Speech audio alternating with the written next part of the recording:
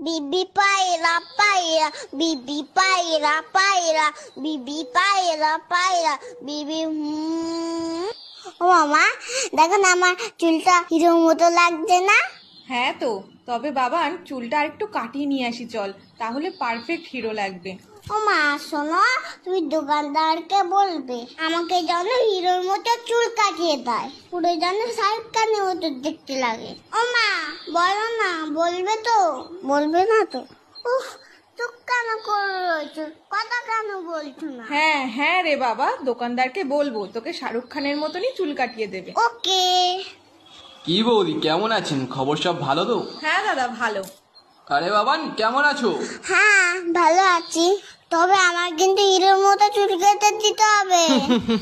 তুমি পারবে তো? আগে বলো, নয়তো তোমার কাছে কাটবো না। সব রকম কাটতে পারি আমি, তুমি এখানে এসে বসো।